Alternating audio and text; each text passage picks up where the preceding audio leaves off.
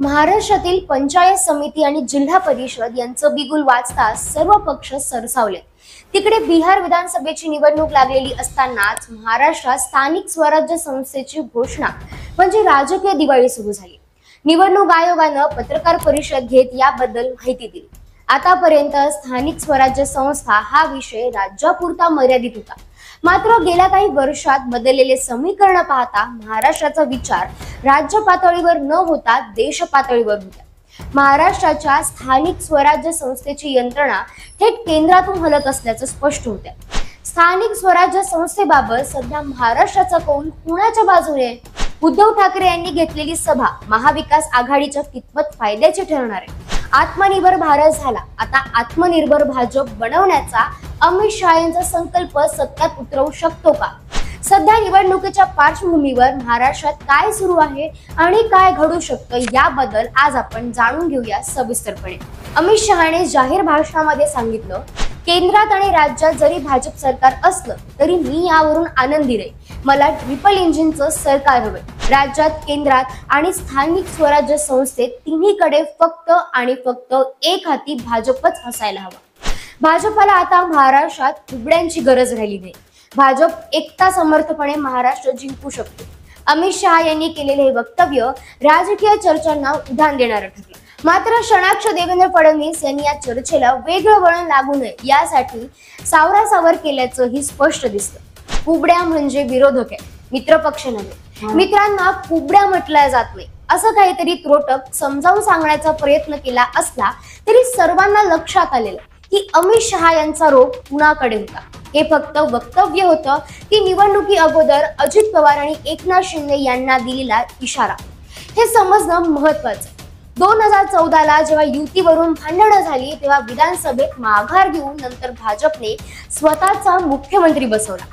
त्यानंतर 2019लाही तशीच परिस्थिती असल्यानं सत्तेतून दूर लोटलेल्या भाजपने एकनाथ शिंदे यांना हाताशी धरून महाराष्ट्र काबीज केला। महाराष्ट्रात लहान भाऊ म्हणत म्हणत इतर स्थानिक राज्य पक्षांचा खात्मा करून 2024ला स्वतःकडे मुख्यमंत्री पद ठेवलं।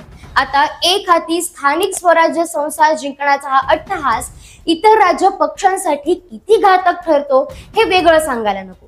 स्थानिक स्वराज्य संस्थेच्या निवडणुकीला प्रचंड काळ जाऊ द्यावा लागला, तेव्हा कुठे जाऊन निवडणुका होऊ घातल्यात। मात्र या निवडणुकीच्या चर्चा सुरू असतानाच युतीत काहीशी बिघाड पाहायला मिळाली होती। कार्यकर्त्यांना स्थानिक पातळीवरतील समीकरण जुळवण्याची सूचना पक्षाकडून करण्यात आली तेव्हाच हे स्पष्ट झालं होतं की युती म्हणून या निवडणुका लढवल्या जाणार नाही। प्रत्येक पक्ष स्वबळावरती ही निवडणूक लढतो। या टोकाचा विरोध जरी केला जात नसला तरी अंतर्गत विरोध मात्र वाढणार आहे। आणि महत्वाचं म्हणजे वास्तविकपणे खरंच भाजप एवढा समर्थ झालाय का की मित्र पक्षांना वगळून एक हाती महाराष्ट्र जिंकू शकतो? याचं सविस्तर उत्तर द्यायचं ठरवलं तर मागच्या निवडणुकीच्या पार्श्वभूमी लक्षात घ्यावी लागते। उद्धव ठाकरे आणि भाजप एकत्रित असताना लढवलेल्या निवडणुकीत दोघांनाही समान वाटा मिळाला होता। मात्र गेल्या काही वर्षांपासून संपूर्ण राजकीय समीकरणे बदललेली आहे। प्रत्येक पक्ष युतीत असो वा आघाडीत, पण आपलं अस्तित्व टिकवण्यावर आणि ते वाढवण्यावर भर देतानाच दिसून येत नसल्यानं खरी ताकद किती ते निवडणुकीनंतरच लक्षात येईल। तत्पूर्वी महाराष्ट्राचा एकंदर विचार केला तर पश्चिम महाराष्ट्रात अजित पवार यांनी चांगलं पाठबळ मिळवलंय, तर मराठवाडा आणि खानदेश त्यासोबतच विदर्भाचा दक्षिणेकडील भाग एकनाथ शिंदे यांच्या पायथ्यावर पडत आहे।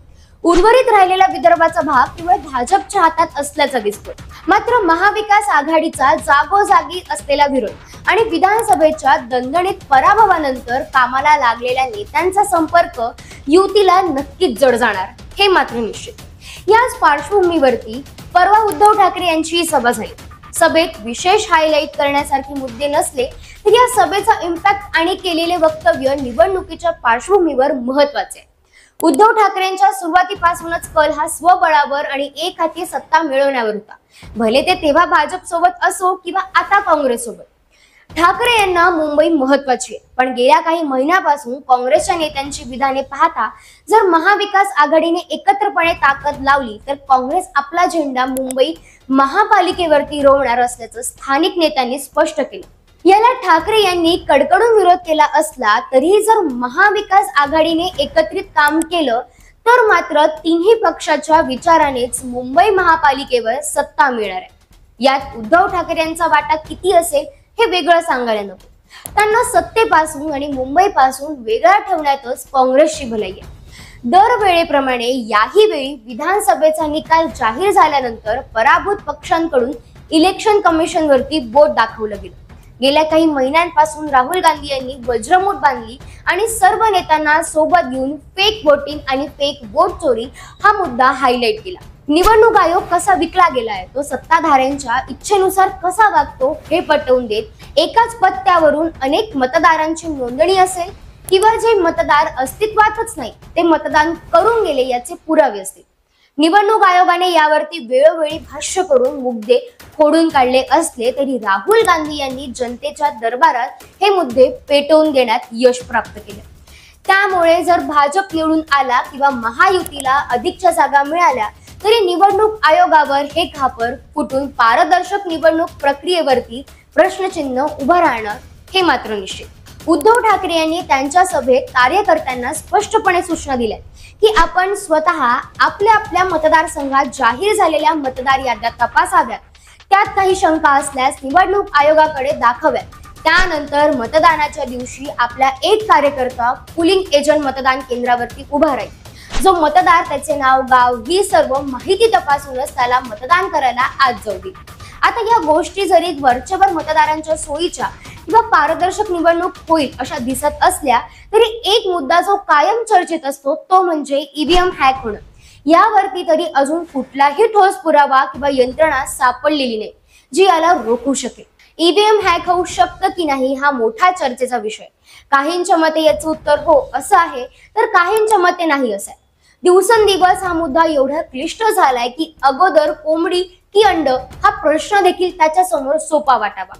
उद्धव ठाकरे यांनी काल जे मुद्दे भाषणातून उठवले ते फारसे काही महाराष्ट्राच्या मतदारांच्या गळी उतरले नाही, पण यासाठी जर उद्धव ठाकरे गटानं प्रयत्न केले तर निवडणूक फिरायला फारसा उशीर लागणार नाही। एकंदर महाविकास आघाडीचा आढावा घेतला तर महाविकास आघाडीत प्रमुख 3 पक्ष तिन्ही वेगवेगळ्या दिशेला जाण्याच्या तयारीत आहेत। महायुतीप्रमाणे महाविकास आघाडीची अजून घोषणा झालेली नसली तरी स्थानिक पातळीवर ती झालेली मोठ बांधणी याचा संकेत देते। स्थानिक पातळीवर समीकरणे कशी जुळवून येतात, या निवडणुका कोणाच्या पथ्यावर पडतात हे आगामी काळात आपल्याला सविस्तरपणे दिसेलच। आम्ही तुमच्यापर्यंत या निवडणुकीची माहिती वेळोवेळी घेऊन येणार आहोत। या निवडणुकीत कोणता पक्ष वरचढ ठरेल असं तुम्हाला वाटतं, आम्हाला कमेंट करून नक्की कळवा। धन्यवाद।